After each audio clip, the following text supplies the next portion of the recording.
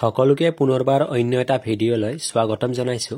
আজিৰ এইটো ভিডিঅ'ত মই তোমালোকৰ এই বৰ্ষৰ এইচএছ ফাইনেল এক্সামিনেশ্যনৰ বাবে তোমালোকৰ এডুকেশ্যন বিষয়টোৰ পৰা এই বৰ্ষৰ এক্সামত কেনেকুৱা ধৰণৰ কোৱেশ্চনছ পেপাৰ আহিব পাৰে তাৰ ওপৰত ভিত্তি কৰি মই এখন এডুকেশ্যনৰ মডেল কোৱেশ্চনছ পেপাৰ প্ৰস্তুত কৰিছো আৰু এইখন কোৱেশ্চনছ পেপাৰৰ পৰা তোমালোকৰ এক্সামত ভালেখিনি কোৱেশ্চনছ কমন পৰি যাব।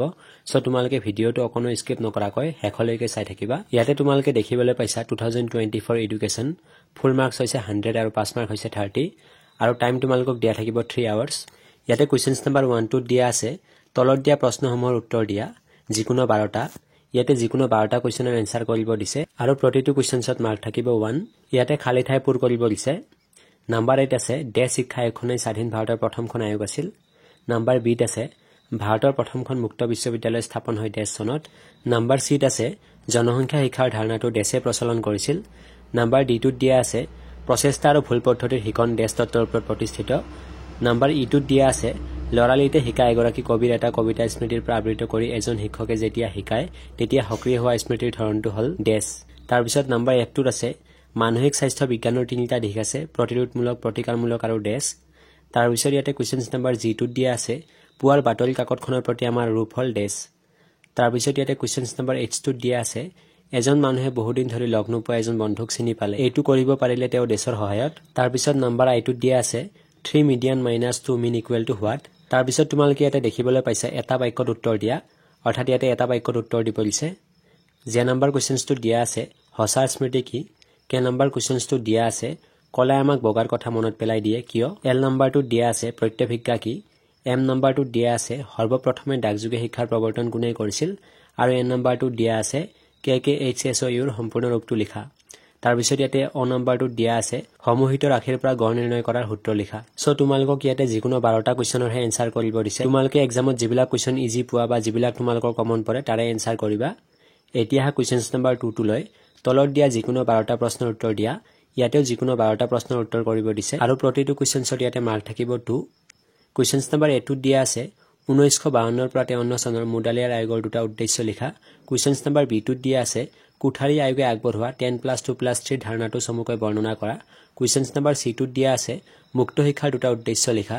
কুৱেশ্চন নাম্বাৰ ডিটোত দিয়া আছে, ডাকযোগে দিয়া শিক্ষাৰ 2টা যোগাযোগ মাধ্যম উল্লেখ কৰা। কুৱেশ্চন নাম্বাৰ ইটোত দিয়া আছে, জনসংখ্যা শিক্ষাৰ 2টা প্ৰয়োজনীয়তা উল্লেখ কৰা। কুৱেশ্চন নাম্বাৰ এফটোত দিয়া আছে, অতি শিকন বুলিলে কি বুজা? কুৱেশ্চন নাম্বাৰ জিটোত দিয়া আছে, বিস্মৃতি হ'ল এটা আশীৰ্বাদ, ব্যাখ্যা কৰা। অৰ্থাৎ ইয়াতে চমুকৈ ব্যাখ্যা কৰিব দিছে যিহেতু 2 মাৰ্কছ আছে। তাৰপিছত ইয়াতে কুৱেশ্চন নাম্বাৰ এইচটোত আছে, ঐচ্ছিক মনোযোগৰ চৰ্তসমূহ কি কি? তাৰপিছত ইয়াতে কুৱেশ্চন নাম্বাৰ আইটোত আছে, শিক্ষণৰ যিকোনো 2টা তত্ত্বৰ নাম উল্লেখ কৰা। অথবা শিক্ষণ এটা সমস্যা সমাধান প্ৰক্ৰিয়াৰ বাহিৰে অন্য একো নহয়, তোমাৰ মতামত কি? সো তোমালোকে এক্সামত 2 মাৰ্কছৰ কুৱেশ্চনত অথবা নাপাব পাৰা, হয়তো অপশ্যন তোমালোকক নিদিব পাৰে, কিন্তু মই ইয়াতে তোমালোকৰ কমন পৰা সুবিধাৰ্থে অপশ্যন দি থৈ দিছো। তাৰপিছত ইয়াতে কুৱেশ্চন নাম্বাৰ জেটোত আছে, মানসিক স্বাস্থ্য বুলিলে কি বুজা আৰু ই শাৰীৰিক স্বাস্থ্যৰ সৈতে কিদৰে সম্পৰ্কিত? অথবা মানসিক স্বাস্থ্যৰ সমস্যা ৰোধ কৰিবৰ বাবে বিদ্যালয়ে গ্ৰহণ কৰিব পৰা 2টা ব্যৱস্থা উল্লেখ কৰা। তাৰপিছত ইয়াতে কুৱেশ্চন নাম্বাৰ কেটোত দিয়া আছে, এখন বাৰংবাৰতা বিভাজন তালিকাৰ বিভিন্ন অংশসমূহ কি কি? অথবা দ্বন্দ্বচিত্ৰ কি? ইয়াৰ প্ৰকাৰবোৰ কি কি? তাৰপিছত ইয়াতে কুৱেশ্চন নাম্বাৰ এলটোত দিয়া আছে, এখন বিভাজনৰ প্ৰথম চতুৰ্থক 42.62 আৰু তৃতীয় চতুৰ্থক 59.18, চতুৰ্থক বিচ্যুতি নিৰ্ণয় কৰা। ইয়াতে চতুৰ্থক বিচ্যুতি উলিয়াব দিছে। অথবা কোনো এখন বাৰংবাৰতা বিভাজন তালিকাৰ গড় 45.5 আৰু মধ্যমা 45.5, বহুলক নিৰ্ণয় কৰা। তাৰপিছত ইয়াতে কুৱেশ্চন নাম্বাৰ এমটোত দিয়া আছে, মুডালিয়াৰ আয়োগে উল্লেখ কৰা মাধ্যমিক শিক্ষা পদ্ধতিৰ 2টা দোষ উল্লেখ কৰা। অথবা মাধ্যমিক শিক্ষা কিয় ৰাষ্ট্ৰৰ গঢ়াৰ শিক্ষা হিচাপে বিবেচনা কৰা হয়? তাৰপিছত ইয়াতে কুৱেশ্চন নাম্বাৰ এনটোত দিয়া আছে, অনানুষ্ঠানিক শিক্ষাত শিক্ষকৰ ভূমিকা কি? অথবা যোগাযোগমূলক শিক্ষা কিয় ডাক শিক্ষা হিচাপে জনা যায়? তাৰপিছত ইয়াতে কুৱেশ্চন নাম্বাৰ অটোত দিয়া আছে, প্ৰমূল্য শিক্ষা আহৰণৰ 2টা উপায় লিখা। অথবা পৰিপক্কতা কাক বোলে? তাৰপিছত ইয়াতে কুৱেশ্চন নাম্বাৰ এফটোত দিয়া আছে, শিকনৰ গেষ্টেণ্ড সূত্ৰৰ 2জন সমৰ্থকৰ নাম লিখা। অথবা শাৰীৰিক শিক্ষাৰ 2টা গুৰুত্ব লিখা। সো 2 মাৰ্কছৰ কুৱেশ্চন এইখিনিয়ে। তোমালোকক এক্সামত যিকোনো 12টাৰহে এনসাৰ কৰিব দিব। তোমালোকে যিবিলাক কুৱেশ্চন ইজি পোৱা বা যিবিলাক তোমালোকৰ কমন পৰে তাৰে এনসাৰ কৰিবা। অপশ্যনত তোমালোকে বহু কুৱেশ্চনছ পাই যাবা। সো কুৱেশ্চন নাম্বাৰ 3 লৈ আগবঢ়াৰ আগতে তোমালোকলৈ সৰু এটা ৰিকুৱেষ্ট, তোমালোকৰ যদি কোনোবাই এই চেনেলটোত নতুনকৈ আহিছা বা প্ৰথমবাৰৰ বাবে ভিজিট কৰিছা তেতিয়াহ'লে এতিয়া এই চেনেলটোক সাবস্ক্ৰাইব কৰি কাষত থকা বেল আইকনটো অলপ প্ৰেছ কৰি থৈ দিয়া, কিয়নো তোমালোকৰ এই বৰ্ষৰ এইচএছ ফাইনেল এক্সামিনেশ্যনৰ বাবে মই সকলো সাবজেক্টৰ কমপ্লিট ফ্ৰীতে প্ৰিপাৰেচন কৰাই আছো আৰু বিভিন্ন ধৰণৰ কুৱেশ্চন এনসাৰৰ PDF ফাইলসমূহ মই টেলিগ্ৰাম চেনেলত দি আছো। সো তোমালোকে সাবস্ক্ৰাইব কৰি ল'বা, খুবেই হেল্পফুল হ'ব। আৰু লগতে তোমালোকে টেলিগ্ৰাম চেনেলত জয়েন কৰি ল'বা PDF ফাইলসমূহৰ বাবে। সো এতিয়া হা কোৱেশ্চনছ নম্বৰ 3 টো লৈ তলৰ যিকোনো 10টা প্ৰশ্নৰ উত্তৰ দিয়া ইয়াতে যিকোনো 10টা প্ৰশ্নৰ উত্তৰ দিব দিছে আৰু প্ৰতিটো কোৱেশ্চনত মাৰ্ক থাকিব 4 ইয়াতে কোৱেশ্চনছ নম্বৰ A টো দিয়া আছে অসম মাধ্যমিক শিক্ষা আইন 1961 ৰ 4টা দফা লেখা অথবা অসমৰ মাধ্যমিক শিক্ষাৰ সমস্যাসমূহ অতিক্ৰম কৰাৰ বাবে 4টা উপায়ৰ পৰামৰ্শ দিয়া তাৰ পিছত ইয়াতে কোৱেশ্চনছ নম্বৰ B টোত আছে অনানুষ্ঠানিক শিক্ষাৰ 4টা সীমাবদ্ধতা উল্লেখ কৰা অথবা অগতানুগতিক শিক্ষাৰ 4টা সুবিধা আলোচনা কৰা তাৰ পিছত ইয়াতে কোৱেশ্চনছ নম্বৰ C টোত দিয়া আছে মহিলা সবলীকৰণৰ 4টা উদ্দেশ্য লিখা অথবা পাৰিপাৰ্শ্বিকতা শিক্ষা হল পৰিপাৰ্শ্বৰ পৰা শিক্ষা পৰিপাৰ্শ্বৰ বিষয় শিক্ষা পৰিপাৰ্শ্বৰ বাবে শিক্ষা আলোচনা কৰা তাৰ পিছত ইয়াতে কোৱেশ্চনছ নম্বৰ D টোত দিয়া আছে শিক্ষণ হল বিকাশৰ এটা প্ৰক্ৰিয়া ব্যাখ্যা কৰা অথবা প্ৰচেষ্টা আৰু ভুলৰ যোগে শিক্ষণ কিদৰে সম্ভৱ উদাহৰণৰ সহায়ত বৰ্ণনা কৰা তাৰ পিছত ইয়াতে কোৱেশ্চনছ নম্বৰ E টোত দিয়া আছে স্মৃতি কি স্মৃতিৰ কাৰণবোৰ সমুকৈ আলোচনা কৰা অথবা স্মৃতি কি স্মৃতিৰ উপাদানসমূহ সমুকৈ আলোচনা কৰা তাৰ পিছত ইয়াতে কোৱেশ্চনছ নম্বৰ F টোত দিয়া আছে তলৰ পৰিস্থিতিসমূহত কি প্ৰকাৰৰ স্মৃতি ক্ৰিয়াশীল ইয়াতে নম্বৰ 1 টোত দিয়া আছে হাতুল থাকোতে অৰ্থাৎ ইয়াতে সুধিছে যে আমাক হাতুল থাকোতে আমি কি স্মৃতি প্ৰয়োগ কৰো বা ব্যৱহাৰ কৰো তাৰ পিছত ইয়াতে নম্বৰ 2 ত দিয়া আছে মানুহে নিজৰ নাম মনত ৰখাটো অৰ্থাৎ মানুহে নিজৰ নাম কি স্মৃতিৰ সহায়ত মনত ৰাখিব পাৰে তাৰ পিছত ইয়াতে 3 নম্বৰত দিয়া আছে 15 আগষ্টৰ দিনা মহাত্মা গান্ধীলৈ মনত পৰোতে তাৰ পিছত 4 নম্বৰটোত দিয়া আছে এটা বাদ্যযন্ত্ৰ বজাওতে তাৰ পিছত ইয়াতে জি নম্বৰৰ কোৱেশ্চনটো হৈছে মানসিক স্বাস্থ্য বিজ্ঞানৰ 4টা লক্ষ্য লিখা অথবা মানসিক স্বাস্থ্য বিজ্ঞানৰ 4টা গুৰুত্ব লিখা তাৰ পিছত ইয়াতে কোৱেশ্চনছ নম্বৰ H টোত দিয়া আছে এজন মানসিকভাৱে স্বাস্থ্যৱান ব্যক্তিৰ 4টা বৈশিষ্ট্য বৰ্ণনা কৰা অথবা মানসিক স্বাস্থ্য বিজ্ঞানৰ 4টা কাৰ্যাৱলী লিখা তাৰ পিছত ইয়াতে কোৱেশ্চনছ নম্বৰ I টোত দিয়া আছে মুক্ত বিশ্ববিদ্যালয়ৰ 4টা বৈশিষ্ট্য লিখা অথবা যোগাযোগ শিক্ষাৰ 4টা উদ্দেশ্য আলোচনা কৰা তাৰ পিছত ইয়াতে কোৱেশ্চনছ নম্বৰ J টোত দিয়া আছে আয়তক্ষেত্ৰ আৰু বহুভুজৰ মাজৰ পাৰ্থক্য দেখুৱা অথবা বাৰংবাৰতা বিভাজন তালিকা কি পাৰিসাংখ্যিক অনুসন্ধানত ইয়াৰ গুৰুত্ব উল্লেখ কৰা তাৰ পিছত ইয়াতে কে নম্বৰ কোৱেশ্চনটো দিয়া আছে আয়ত চিত্ৰ কাক বোলে তলত দিয়া তথ্যৰ পৰা এটা আয়ত চিত্ৰ অংকন কৰা লেখ কাগজ ব্যৱহাৰ কৰিবা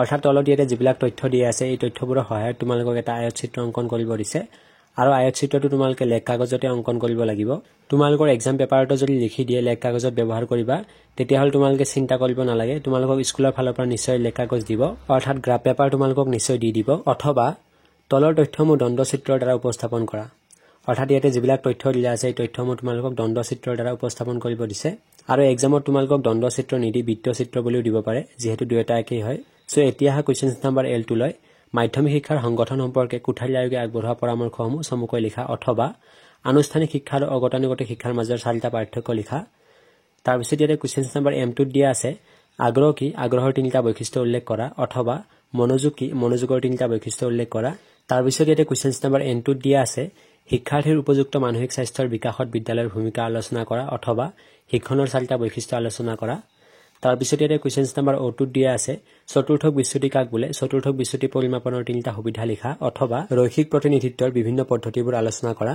সো ইয়াতে তোমালোকক যিকোনো 10টা কোৱেশ্চনৰহে এনসাৰ কৰিব দিছে তোমালোকে এক্সামত যিবিলাক কোৱেশ্চন ইজি পোৱা বা যিবিলাক কোৱেশ্চন তোমাৰ কমন পৰে সেইবিলাকৰ এনসাৰ কৰিবা আৰু তোমালোকে অপচনত বহু কোৱেশ্চনছ পাই যাবা চিন্তা কৰিব নালাগে সো এতিয়া কোৱেশ্চনছ নম্বৰ 4 টো লৈ তলত দিয়া যিকোনো 4টা প্ৰশ্নৰ উত্তৰ দিয়া ইয়াতে যিকোনো 4টা কোৱেশ্চনৰ এনসাৰ কৰিব দিছে আৰু প্ৰতিটো কোৱেশ্চনত মাৰ্ক থাকিব 6 ইয়াতে কোৱেশ্চনছ নম্বৰ A টোত দিয়া আছে মুডালিয়াৰ আয়োগে আঙুলিয়াই দিয়া অনুসৰি ভাৰতৰ মাধ্যমিক শিক্ষাৰ আহ্বানসমূহ আলোচনা কৰা অথবা মাধ্যমিক শিক্ষাৰ লক্ষ্য সম্পৰ্কে মুডালিয়াৰ আয়োগে আগবঢ়োৱা পৰামৰ্শসমূহ বৰ্ণনা কৰা তাৰ পিছত ইয়াতে কোৱেশ্চনছ নম্বৰ B টোত দিয়া আছে মাধ্যমিক শিক্ষা মানে কি পৰিৱেশ শিক্ষাৰ উদ্দেশ্যসমূহ আলোচনা কৰা অথবা মূল্যবোধ শিক্ষা বুলিলে কি বুজা মূল্যবোধ শিক্ষা প্ৰদানৰ বাবে বিদ্যালয়ত আমি কি ব্যৱস্থা গ্ৰহণ কৰিব পাৰো তাৰ পিছত কোৱেশ্চনছ নম্বৰ C টোত দিয়া আছে শিক্ষণৰ প্ৰাথমিক নীতিসমূহ কি শিক্ষণৰ এই নীতিসমূহৰ যিকোনো এটাৰ শৈক্ষিক তাৎপৰ্য বৰ্ণনা কৰা অথবা শিক্ষণৰ অনুবন্ধিত প্ৰতিক্ৰিয়াৰ পদ্ধতিটো সমুকৈ বৰ্ণনা কৰা শ্ৰেণী কোঠাৰ পৰিৱেশত এই পদ্ধতিৰ প্ৰভাৱ সম্পৰ্কে আলোচনা কৰা তাৰ পিছত ইয়াতে কোৱেশ্চনছ নম্বৰ D টোত দিয়া আছে অনুবন্ধনৰ দ্বাৰা শিক্ষণ বুলিলে তুমি কি বুজা শিক্ষণৰ অনুবন্ধন পদ্ধতিৰ 4টা শিক্ষামূলক প্ৰয়োগিকতা উল্লেখ কৰা অথবা মনোযোগ আৰু আগ্ৰহৰ শৈক্ষিক তাৎপৰ্যৰ বিষয়ে লিখা তাৰ পিছত ইয়াতে কোৱেশ্চনছ নম্বৰ E টোত দিয়া আছে শ্ৰেণী কোঠাৰ পৰিৱেশত এজন শিক্ষকে ছাত্ৰৰ মনোযোগ কেনেকৈ বৃদ্ধি কৰিব পাৰে আলোচনা কৰা অথবা শিক্ষণৰ প্ৰস্তুতিৰ নীতিটোৰ শৈক্ষিক তাৎপৰ্য সমুকৈ আলোচনা কৰা তাৰ পিছত ইয়াতে একেবাৰে শেষৰটো কোৱেশ্চন দিয়া আছে অৰ্থাৎ কোৱেশ্চনছ নম্বৰ F টো হৈছে মধ্যমা কাক বোলে তলত দিয়া বিভাজন তালিকাৰ পৰা মধ্যমা নিৰ্ণয় কৰা অৰ্থাৎ ইয়াতে তলত তোমালোকক যিটো তালিকা দিয়া আছে এই তালিকাটোৰ পৰা তোমালোকে মধ্যমা উলিয়াব লাগিব সো এইখনেই আছিল কমপ্লিট মডেল পেপাৰ আৰু এই পেপাৰখন তোমালোকৰ বাবে ইজি হৈছে নে টাফ হৈছে তোমালোকে তলত কমেন্ট কৰি নিশ্চয় জনাবা আৰু ভিডিওটো চাই যদি ভাল পালা তেতিয়াহ'লে তোমালোকৰ বন্ধুবৰ্গলৈ ভিডিওটো শ্বেয়াৰ কৰিবা তেতিয়ালৈকে থ্যাংক ইউ সো মাচ জয় অসম বন্দে মাতৰম